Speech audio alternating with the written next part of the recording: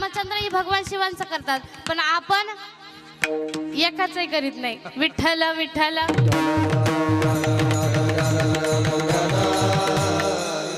मग तुम्ही म्हणाल भगवान शिवांनी, माता पार्वतीनी, प्रभू रामचंद्रांचं भजन करावं, यात नवल काय?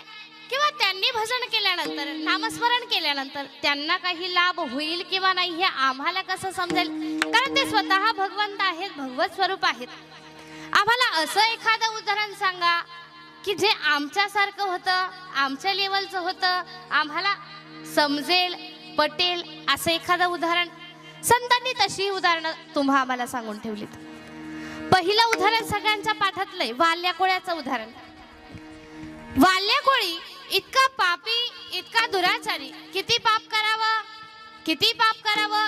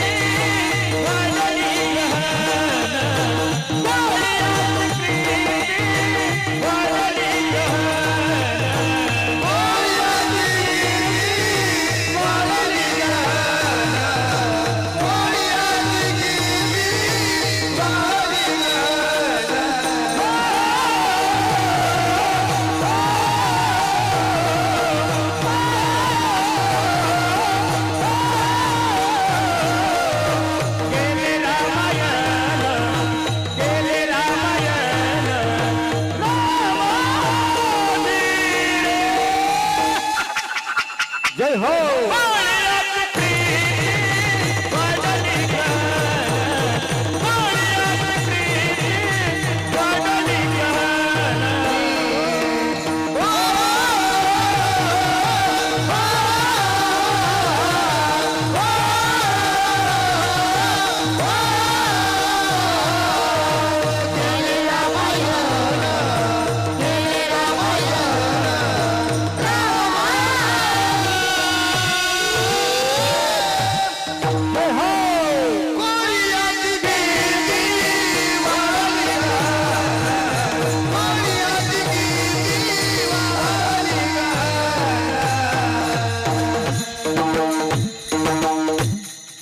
सांगायची वेळ सुद्धा नाही आली पाहिजे जोरदार टाळी वाजवा. तुम्ही भजन म्हणताना तर नाहीच वाजवत टाळी, पण ते आपल्याला एवढा आनंद देतात, त्यांच्याकरता तरी टाळी वाजवत चला. परत एकदा जोरदार टाळी वाजवा. किती पाप केलं, एक माणूस मारला की एक खडा राजनात टाकायचा. किती राजन भरले? 7 राजन भरले. एवढं पाप केलं, पण नारद मुनी रूपी संतांची भेट झाली, नामस्मरण केलं, रामनाम जपलं, आणि मग किती कीर्ती वाढली.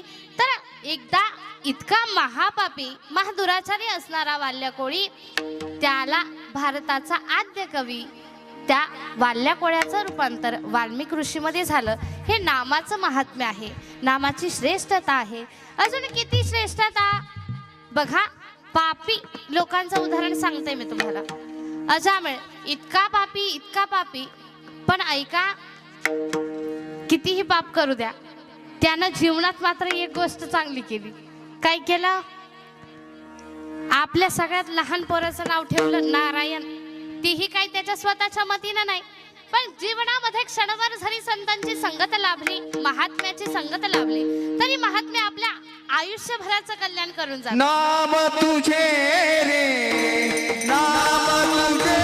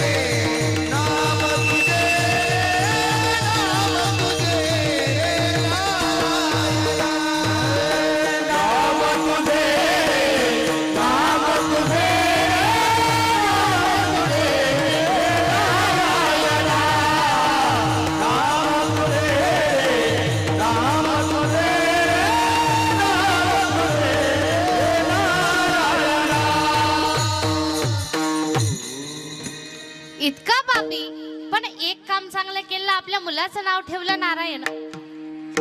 अंतकाळ जवळ आला, यातना होऊ लागल्या, आपल्या मुलाला आवाज देतोय नारायण नारायण नारायण. त्या नारायणाला नाही, पण वरच्या नारायणाला कळवळ आला.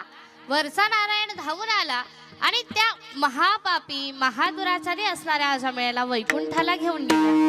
नाम तुझे रे, नाम तुझे रे, नाम तुझे रे नारायणा. अजामेळा पापराशी, अजामेळा पापराशी, तोही नेला देवा वैकुंठासी, तोही नेला देवा वैकुंठासी, तोही नेला वैकुंठासी. नाम तुझे रे, नाम तुझे रे, नाम तुझे रे नारायणा. नाम तुझे रे, नाम तुझे रे, नाम तुझे रे नारायणा. किती पापी, पण तरीही नामानं वैकुंठाला नेला. ही नामाची ताकद आहे. घेता नाम विठोबाचे, पर्वत जळती पापाचे, पर्वत जळती पापाचे, पर्वत जळती पापाचे. घेता नाम विठोबाचे, घेता नाम विठोबाचे, पर्वत जळती पापाचे, पर्वत जळती पापाचे.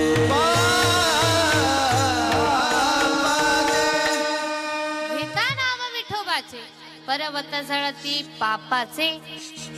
त्याचं नाम घेतलं की कितीही पाप असू द्या, पापाचे पर्वत असू द्या, ते जळतात, नष्ट होतात.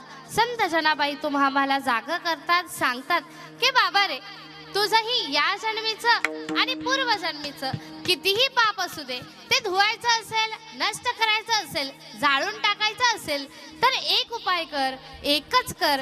काय कर? अभंगाचा पहिला शब्द. गाता विठोबाची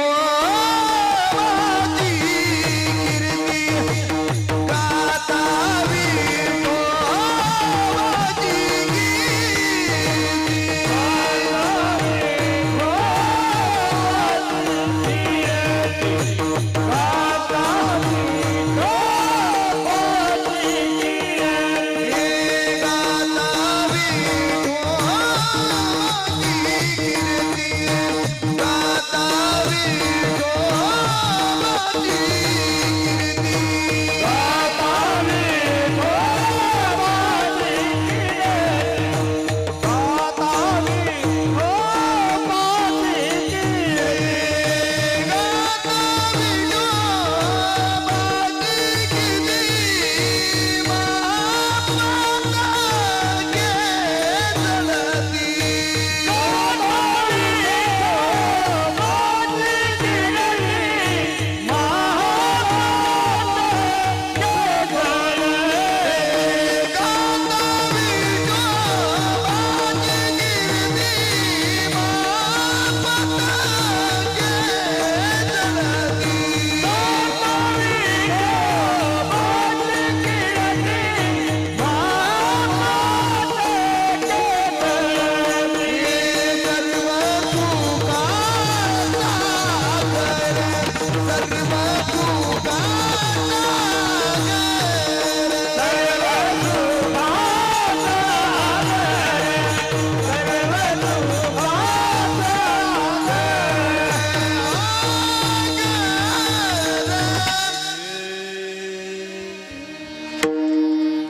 गाता गाठा विठोबाची कीर्ती, महापातके जळती. संत जनाबाई सांगतात की त्याची कीर्ती मुखानं गायला, त्याची कीर्ती मुखानं केली, गायली तर महापातके जळती. कितीही मोठी पापं असू द्या, ती जळून जातात. मुळात कीर्ती कुणाची गावी बरं, कीर्ती कुणाची गावी हेही कळलं पाहिजे. तसं पाहिलं तर या संपूर्ण त्रैलोक्यामध्ये कीर्ती वाखाणण्याजोगे, कीर्ती गाण्याजोगे फक्त देव किंवा संतच. मला सांगा, इथं आल्यानंतर कीर्तनकारानं मानवाची किती कीर्ती गायली म्हणजे त्याला मोक्ष प्राप्ती होईल? हो, होईल का? मुळात कीर्तनकाराचं काम आहे श्रोते संगी उद्धरते. इथं आल्यानंतर देवाची कीर्ती गायली, संतांची कीर्ती गायली, त्यांचं नामस्मरण केलं की महापातक पातक पाप सगळी जळून जातात, नष्ट होतात. नाम कुणाचंही घ्या, देवाचं नाव घेतलं तरी जातात आणि संतांचं नाव घेतलं तरी तुका म्हणे पापे जाती संताची अजपे. संतांच्या नावात सुद्धा इतकी ताकद आहे की आपली कितीही पाप असू द्या ती जळून जातील. मुळात प्रश्न आपल्याला असा पडावा की संतांनी तुम्हा आम्हाला पाप जाळण्याचाच का उपाय सांगावा, इतर उपाय का सांगू नये? प्रत्येक संतांचे अभंग रचना पाहिली, साहित्य पाहिलं तर पाप जाळण्याकरता अनेक अनेक उपाय अनेकदा उपाय सांगितला. एक उपाय सांगितला नामस्मरण. का संतांनी तुम्हा आम्हाला पाप जाळण्याकरता उपाय सांगावा? तसं पाहिलं तर हा मानव देह पाप आणि पुण्य समान झालं की मग हा मानव देह मिळतो अशी सर्वसाधारणपणे आपण मानतो, मान्यता आहे अशी. पण आपली मती अशी आहे, मानवी वृत्ती अशी आहे, आपण मात्र मानव देहाला आलो की पाप पुण्य समसमान झालं म्हणून आलो. तसं पाहिलं तर मानव देहाला आल्यानंतर या जन्मीची आणि पूर्वजन्मीची सगळी पाप धुवून टाकावीत, जाळावीत, नष्ट करावीत, पुण्य प्राप्ती करून घ्यावी. पुण्य प्राप्तीनं संतांची भेट होते. संतांच्या चरणावरती नतमस्तक झालो की मग संत दाखवतील त्या मार्गाने गेलो की भगवंताशी एकरूप होतो, एकरूप व्हावं, त्याला जाणावं, आपलं मूळ स्वरूप जाणावं, याकरिता हा देह दिला. पण आपण पाप जाळायचे सोडून पावला पावलावर पाप वाढवीत चाललो. संतांनी हे जाणलं, संतांनी जाणलं या संपूर्ण त्रैलोक्यामध्ये पाप करणारा सगळ्यात योनी कोणती असेल, सगळ्यात जास्त पाप करणारी योनी कोणती असेल, जीव कोणता असेल तर तो मनुष्य देह आहे. म्हणून मनुष्य देहाला पाप जाळण्याकरता, पुण्य प्राप्ती करण्याकरता, या जीवनाचं सार्थक करून घेण्याकरता पाप जाळण्याचा उपाय सांगितला. माऊलींनी सुद्धा हरिपाठामध्ये वेळोवेळी म्हणावं, हरि उच्चारणी अनंत पाप राशी जातील लयासी क्षण मात्रे, किंवा रामकृष्ण उच्चारण अनंत राशी तप पापाचे कळप. आणि तुकोबारायांचा हरिपाठामध्ये अभंग आहे, नाम संकीर्तन साधन पैसोपे जळतील पापे.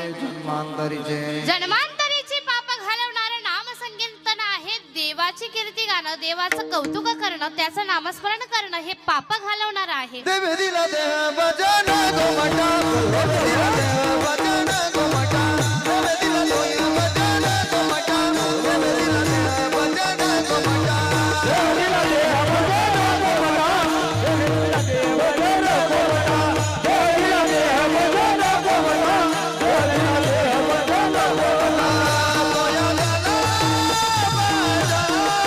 बाधिकेचा बाधिकेचा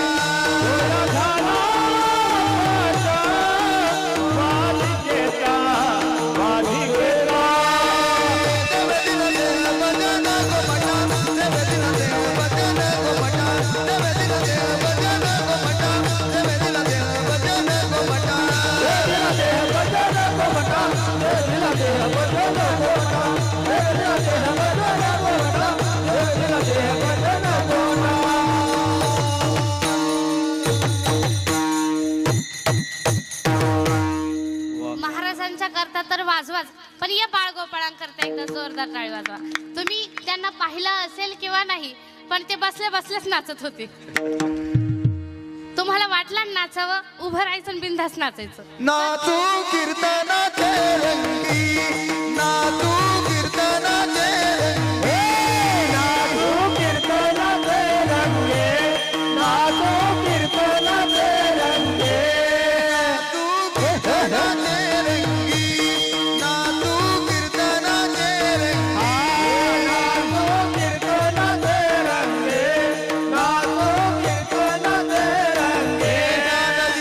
लावू जगी ज्ञानदीप लावू जगी ज्ञानदीप लावू जगी नाचू कीर्तनाचे रंगी नाचू कीर्तनाचे रंगी नाचू कीर्तनाचे रंगी नाचू कीर्तनाचे रंगे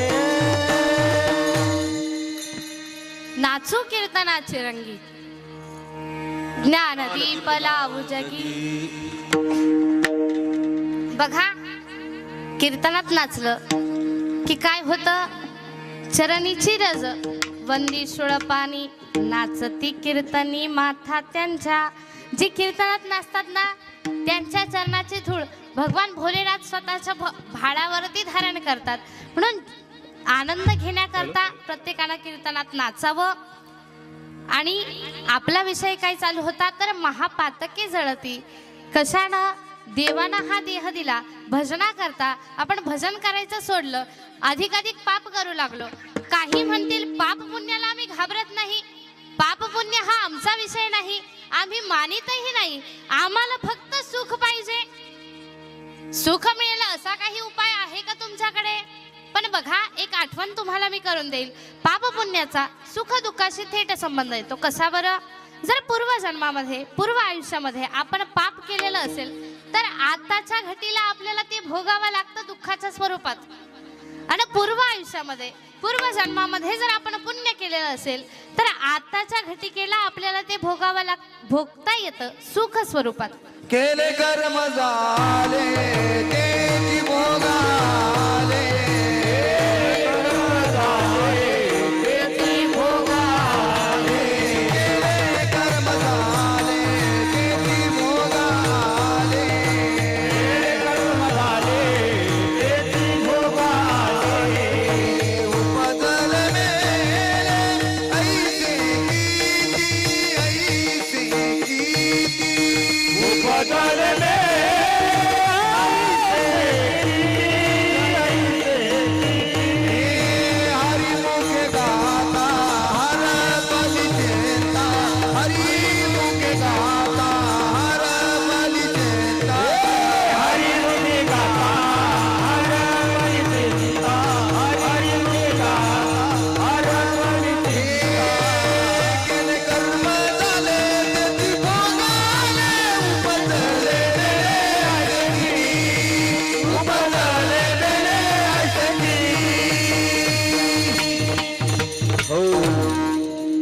केले कर्म झाले तेची भोगाले. जसं कर्म केलेलं असेल तसं आता भोगायला लागतं सुख दुःखाच्या स्वरूपात. आपली मानवी वृत्ती असे, आपण दुःख आलं की देवाला हाका मारू मारू आणि सुख आलं की मग माझी भाषा नाही बरं, कबीरदास महाराजांची भाषा आहे ऐका. दुख में सुमिरन सब करे सुख में करे न कोई. जो सुख में सुमिरन करे सो दुख काहे होय कबीरा सो दुख काहे होय. काय म्हणतायत कबीरदास महाराज? दुख में सुमिरन सब करे सुख में करे ना कोय. दुःखात सगळेच आठवतात पण सुखात मात्र कोणालाही मी आठवत नाही. पण ज्यानं सुखाचं चिंतन केलं त्याला दुःखच कशाला होईल बरं? प्रत्येकाला जीवनामध्ये सुखाची अपेक्षा असते. तुम्ही आपण आज या धर्ममंडपामध्ये येऊन बसलो ते सुद्धा सुखाच्याच अपेक्षेनं. कसं आपल्या अंतःकरणामध्ये भाव असतो, नाही मी जर सप्ताहात गेलो कीर्तनात बसलो देवाचं नामस्मरण घडेल, नाही काही तर टाळकऱ्यांचा आनंद पाहून मलाही आनंद होईल. गायकांचा कीर्तनकारांचा आनंद घेतायत ते त्यांचं पाहून मलाही आनंद होईल, सुख होईल, पुण्यप्राप्ती होईल. या दृष्टीने आपण या धर्ममंडपामध्ये येऊन बसतो. आपली भावना काय तर प्रत्येकाला सुख पाहिजे.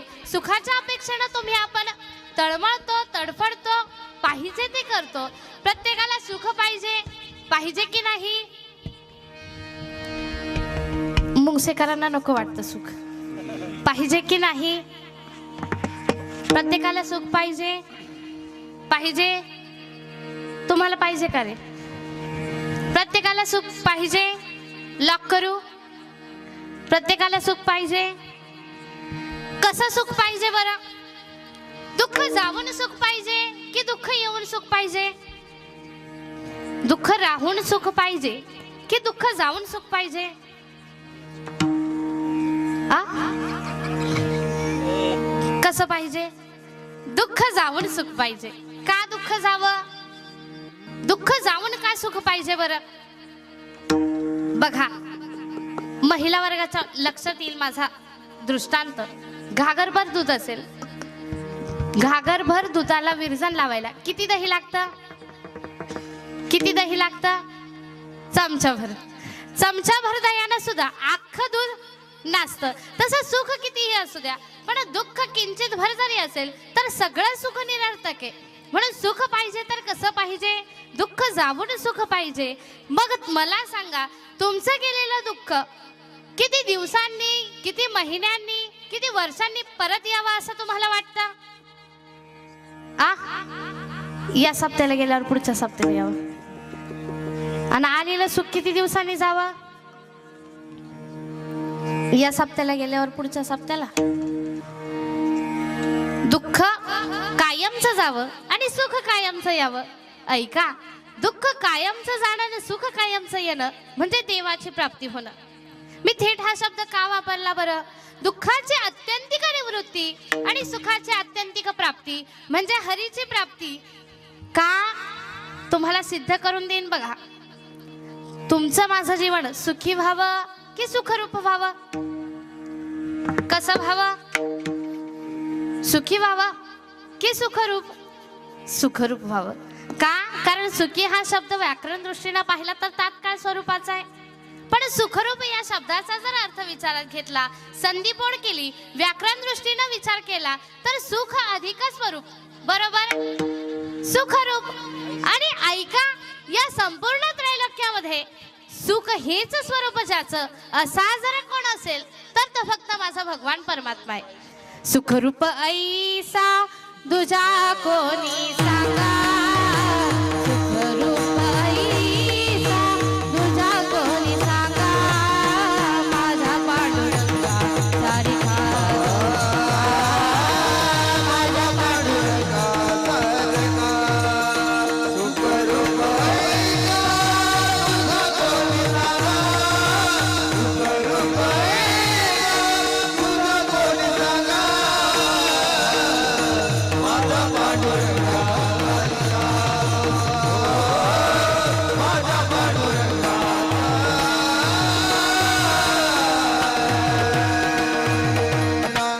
सुखरूप ऐसा तुझा कोणी सांगा, माझा पांडुरंगा सारिखा तो. या संपूर्ण त्रैलोक्यामध्ये सुख हेच स्वरूप ज्याचं सुखरूप असा जर कोण असेल, सुखाचा आग्रह असा जर कोण असेल तर तो फक्त माझा प्रभू परमात्मा आहे. सगळ्याच संतांना विचारलं तर सगळेच संत म्हणतात हा सुखरूप आहे, सुखाचा आग्रह आहे. किती प्रमाणात देऊ? सर्व सुखाचे आग्रह बाप रखुमा देवीवर, सर्व सुखाचे आग्रह म्हणे नरहरी सोनार, सर्व सुखाचे आग्रह जनी म्हणे शारंगधर. आणि त्याच जनाबाई पुन्हा एकदा तुम्हाला त्याचं विटेवरती नटलेलं आगळं वेगळं स्वरूप स्मरण करून देतायत आणि सांगतायत की बाबाने हा विटेवर उभा असणारा परमात्मा सुखाचा आग्रह या अभंगाचं. सर्व सुखाचा आदर, सर्व सुखाचा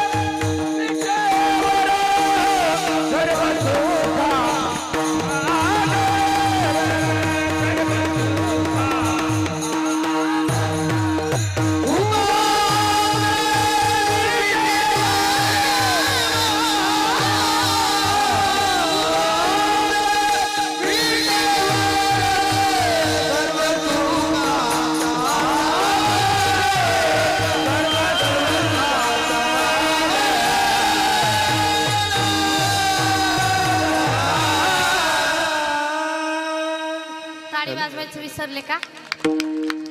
सर्व सुखाचा आगर उभा असे विटेवर, विटेवरती उभा असणारा तो परमात्मा म्हणजे सुखाचा आगर आहे. मुळात आपल्याला असा प्रश्न पडावा, तो परमात्मा विटेवरच का आणि उभाच का, असा प्रश्न कधी पडला का? तो उभा का आहे, विटेवर का उभा आहे? ऐका, उभा का तर एखाद्या भक्तानं संकट काळात जर मला हाक मारली तर त्याच्या मदती करता त्याच्या हाकेला धावून जाता यावं म्हणून उभा. अजून दुसऱ्या पद्धतीने विचार केला तर बघा, एखादा मालक असेल आणि एखादा नोकर असेल तर जोपर्यंत मालक आज्ञा करीत नाही तोपर्यंत नोकर खाली बसत. आताच्या नाही, पूर्वीच्या नोकरांचं सांगते मी. बसतो का नोकर खाली? जोपर्यंत आज्ञा करीत नाही मालक. मग इथं मालक कोण आणि नोकर कोण?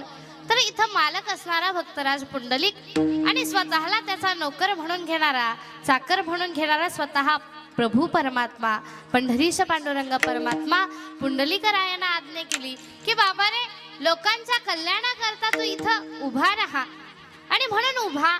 अजून दुसऱ्या पद्धतीने विचार केला तर का उभा? तर येणाऱ्या प्रत्येक भाविकाची, भक्ताची वाट पाहत उभा. वाट पाही उभा भेटीची आवडी, कृपाळू तातडी उतावीळ. येणाऱ्या प्रत्येक भाविकाच्या भेटीच्या आवडीनं, ओढीनं, आर्ततेनं उभा म्हणून उभा. अजून का बरं हा विटेवर का उभा? विटेवर का? विटेवरच का?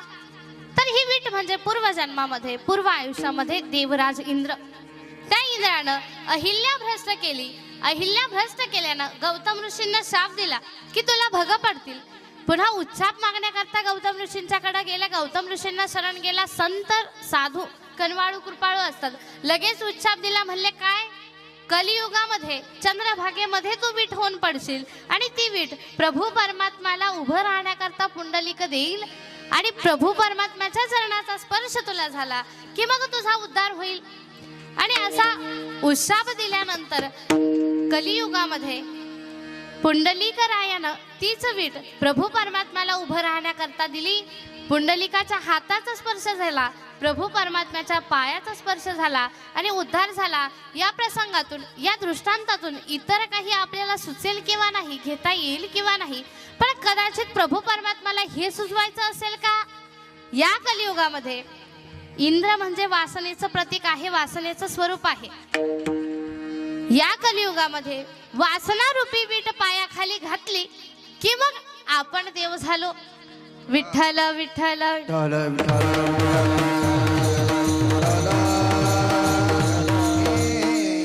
मग हा विटेवरती उभा असणारा परमात्मा नक्की आहे तरी कसा? सुंदर ते ध्यान उभे विटेवारी, सुंदर ते ध्यान.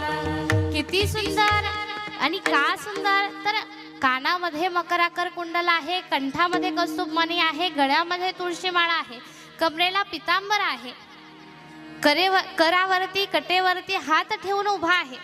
असा प्रभू परमात्मा सुंदर आहे. तुकोबराय म्हणतात, तुका म्हणे माझे हेचे सर्व सुख. मग अगदी जनाबाई वर्णन करतात तसं सर्व सुखाचा आगर उभा असे विटेवर. का सुखरूप वाटावा? सगळ्याच संतांनी काय याचं वर्णन? सुख आहे, आनंद स्वरूप आहे. असं का करावं? कारण याचं स्वरूप, याचं रूप तसं म्हटलंय. कसं? राजस सुकुमार मदनाचा पुतळा, राजस सुकुमार मदनाचा पुतळा, रवी शशिकळा रोवलिया, रवी शशिकळा रोवलिया, कस्तुरी मळवट चंदनाची ओढी, कस्तुरी मळवट चंदनाची ओढी. किती सुंदर. मदनाचा पुतळा ज्याच्यावर कोटी मदन ओवाळून टाकावेत, ज्याच्या समोर कोटी सूर्य चंद्राचं तेज फिकं पडावं, इतका तो सुंदर आहे, इतका लावण्य सुंदर आहे. आणि हेच भगवान परमात्म्याच्या सुंदर स्वरूपाचं वर्णन पडलं एका सुंदर कन्येच्या कानावरती. ती कन्या होती एका वेश्येची, एका गणिकेची मुलगी. त्या मुलीनं ते वर्णन ऐकलं. मुळात ती कन्या म्हणजे संत कान्होपात्रा. ती स्वतः दिसायला कमी सुंदर नव्हती. जिच्या सौंदर्यापुढं, लावण्यासमोर, जिच्या लावण्यापुढं निसर्गानं सुद्धा झुकावं इतकी लावण्य सुंदर असणारी ती कान्होपात्रा. ही कान्होपात्रा म्हणजे नक्की कोण? तर अगदी पंढरपूरला जात असताना कोणत्याही दिंडीचं, कोणत्या भाविकाचं, कोणत्याही संताचं विसाव्याचं ठिकाण म्हणजे मंगळवेढा. त्या मंगळवेढ्यामध्ये राहणारी ही कान्होपात्रा.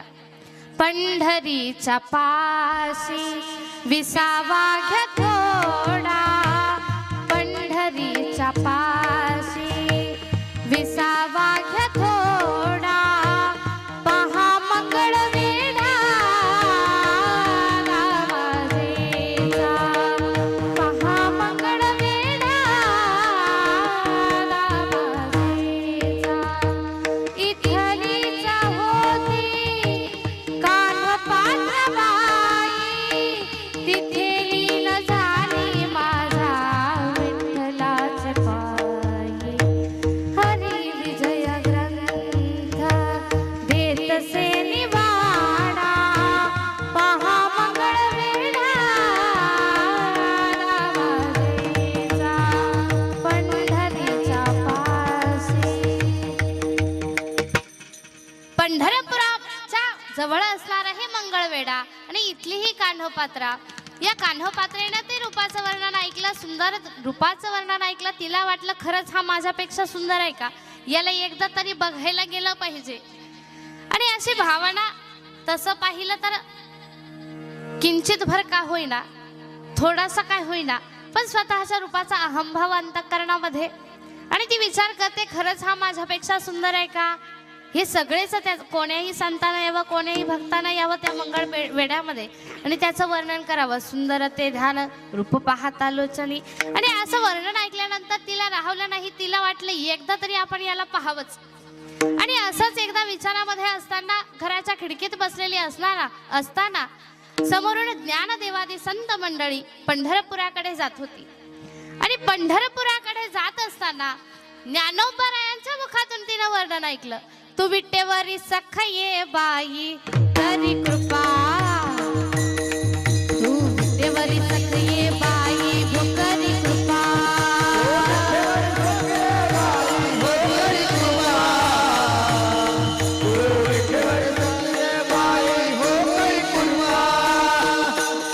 माझे मन लागो तुझे पायी भो करी कृपा,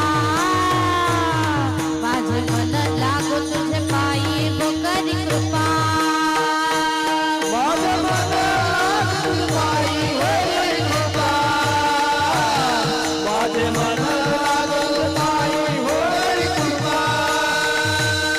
तू सावळे सुंदरी करी कृपा,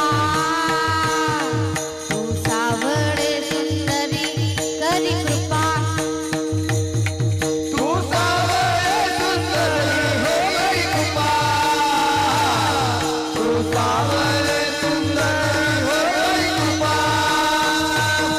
लावण्य मनोहारी करी कृपा, लावण्य मनोहारी करी कृपा.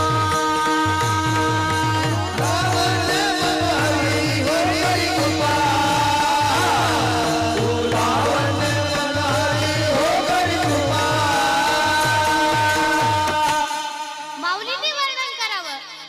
तू सावळे सुंदरी करी कृपा,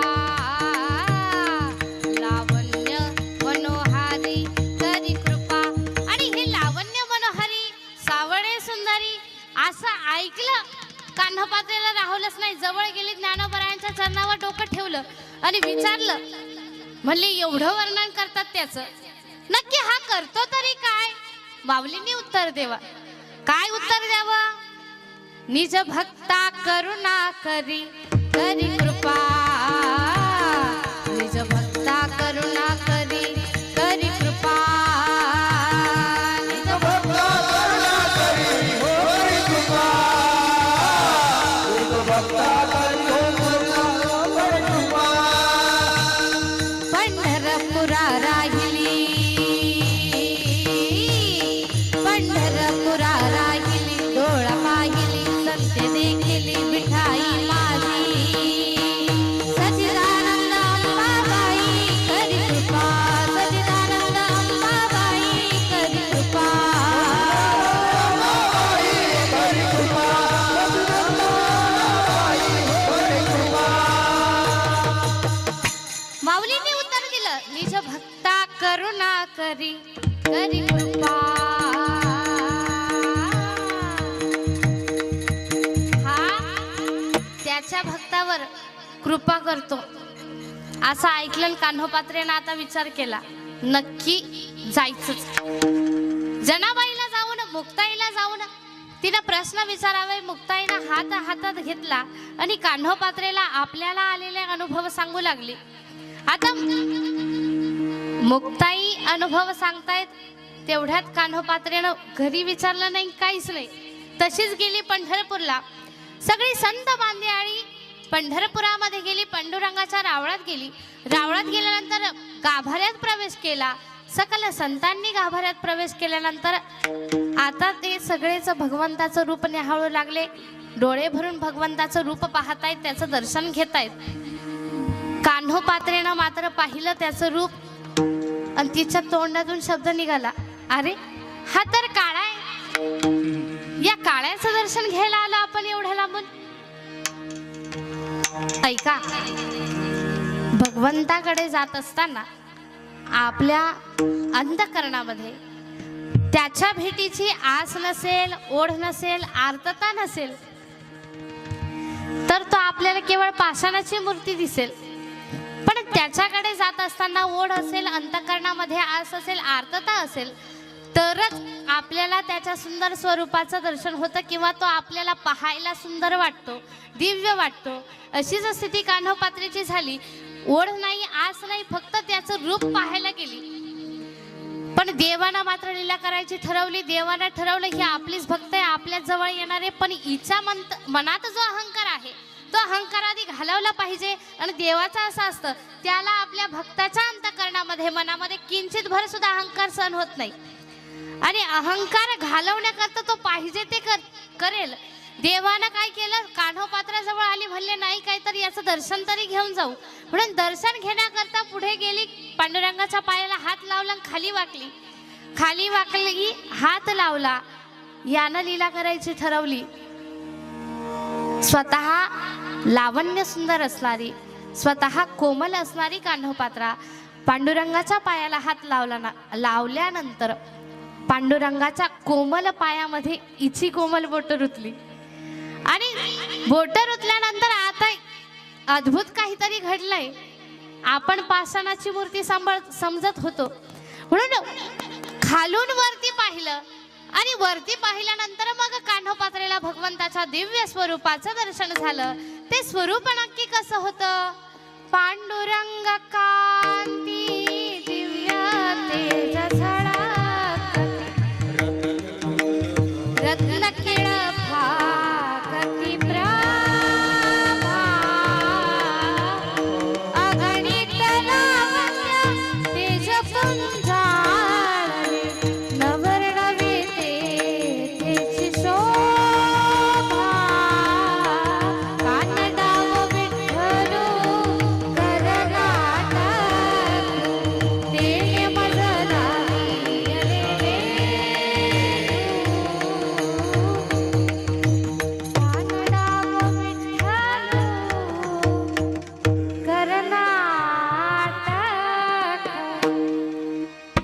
त्याचं रूप पाहिलं पांडुरंग कांती दिव्य तेज झळकती दिव्य स्वरूप पाहिलं त्या स्वरूपाकडे पाहिल्यानंतर तुझं पाहता सामोरी दृष्टीनं फिरे माघारी.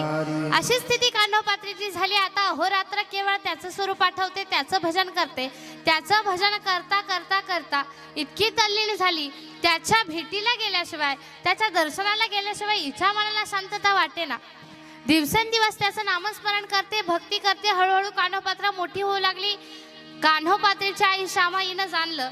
म्हणले ही आता आपली पोरगी मोठी झाली, वयात आली, म्हणल्यावर हिच्या पोट्या पाण्याचं काहीतरी पाहिलं पाहिजे, हिचं कल्याण होईल असं काहीतरी पाहिलं पाहिजे.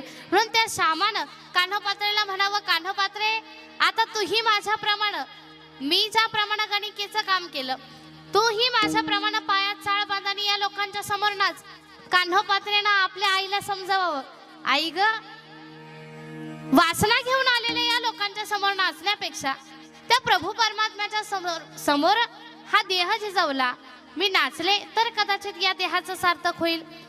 असं उत्तर ऐकल्यानंतर श्यामाने ओळखलं. म्हणले कान्होपात्रा आता काय आपली राहिली.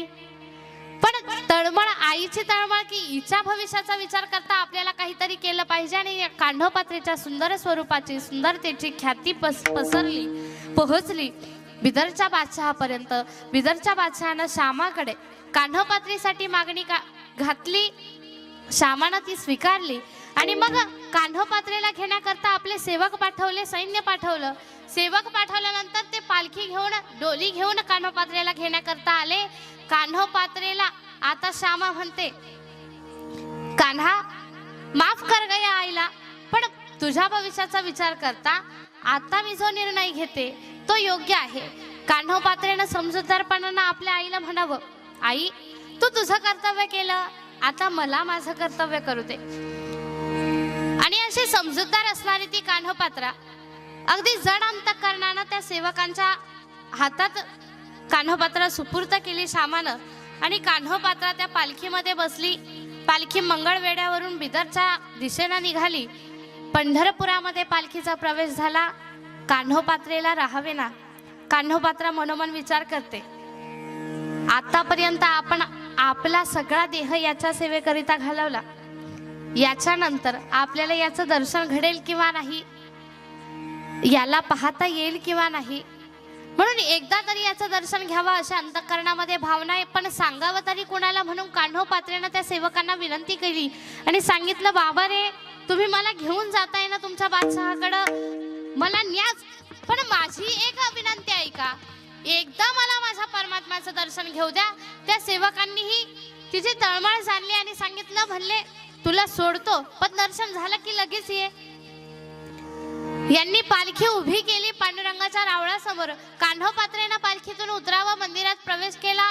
गाभाऱ्यामध्ये प्रवेश केल्यानंतर कान्होपात्रा आता फक्त आपली व्यथा त्या परमात्म्याच्या समोर मांडते की देवा, आतापर्यंत मी अहोरात्र तुझं भजन केलं, तुझी भक्ती केली, माझा देह, माझं हे जीवन तुझ्या चरणावरती समर्पित केलं. इतर नराधमांच्या समोर नाचावं अशी माझी अजिबात इच्छा नाही. आणि आता तर मला बिदरच्या दरबारामध्ये सेवा करायला पाठवताय.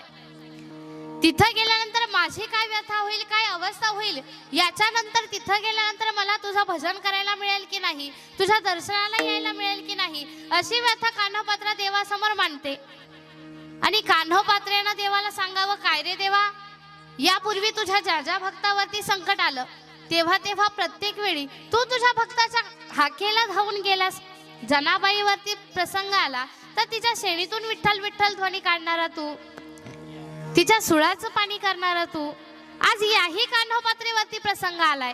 आज या कान्होपात्रे करता तुला धावून यावंच लागेल. म्हणून कान्होपात्रेनं पूर्णत्वानं समर्पक भावनेनं त्याच्या चरणावरती डोकं ठेवलं, त्याला मिठी मारली, चरणाला मिठी मारली आणि सांगितलं, म्हणले आता काय निर्णय घ्यायचा तो तुझा तूच घे, मी तर तुला पूर्णत्वानं समर्पित आहे. कान्होपात्रेनं देवाला आळवणी करावी, नको देवराया अंत आता पाहू, नको देवराया देवराया